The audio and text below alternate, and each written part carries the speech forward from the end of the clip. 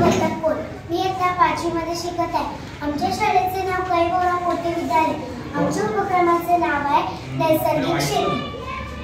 चांदोबा चांदोबा भागलास का, हे गोडीच्या झाडाखाली लपलास का. हे अंग आहे गीत आपण सर्वांनी लहानपणी खूप वेळा ऐकले असेल. पण चांदोबा खरंच लपतो का? नाही, कारण या सगळ्या शब्दाच्या कला आहे. चंद्र पृथ्वीभोवती फिरतो आणि पृथ्वी सूर्याभोवती परिभ्रमण करते. म्हणून सूर्य, चंद्र आणि पृथ्वी हे एकाच सरळ रेषेत असतात असे नाही. चंद्र स्वयंप्रकाशित नाही, कारण सूर्याचा प्रकाश चंद्रावर पडल्यामुळे तो आपल्याला पृथ्वीवरून दिसतो. ज्या रात्री पूर्ण चंद्र दिसतो त्या रात्रीच पौर्णिमा असे म्हणतात. मग चंद्र हळूहळू कमी होत जातो. तेव्हा ज्या रात्री चंद्राचा कुठलाही भाग दिसत नाही त्या रात्रीस अमावस्या असे म्हणतात. नमस्ते, माझे नाव काव्या मुस्के. मी इयत्ता 5वी मध्ये शिकत आहे. आमच्या शाळेचे नाव कैगोरा मोठे विद्यालय. आमच्या उपक्रमाचे नाव नैसर्गिक शेती. पौर्णिमेपासून अमावस्येपर्यंत चंद्राचा प्रकाशित भाग हळूहळू कमी होत जातो. That is a waning and also Krishna Paksha. अमावस्येपासून तो पुन्हा वाढत जातो. That is a waxing and also Shukla Paksha. A lunar month, the period is one new moon to next new moon is 28 to 30 days. Is called a lunar month. Every day is a lunar month. Is called a tithi.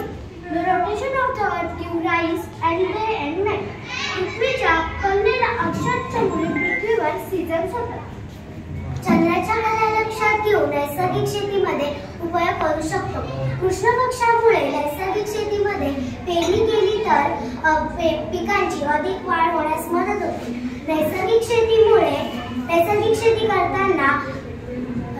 शेती करताना रसायनाचा वापर न करता केवळ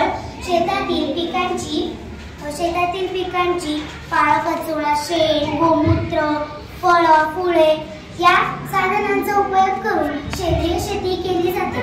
नैसर्गिक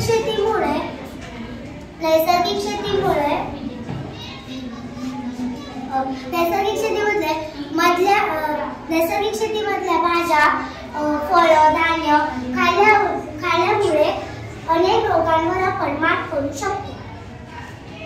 शुक्ल पक्षामध्ये पिकांची छाटणी केल्यामुळे धान्य अधिक काढते. तसेच शुक्ल पक्षामध्ये कीटकांची वाढ कमी असल्यामुळे फवारणी केल्यास अधिक लाभ भेटू शकतो. सेंद्रिय शेती म्हणजे नैसर्गिक साधनांचा उपयोग करून औषधे, खते तयार करणे. पारंपरिक बियाणांचा वापर करून केलेली शेती म्हणजे सेंद्रिय शेती होय. धन्यवाद. एकदम सुंदर.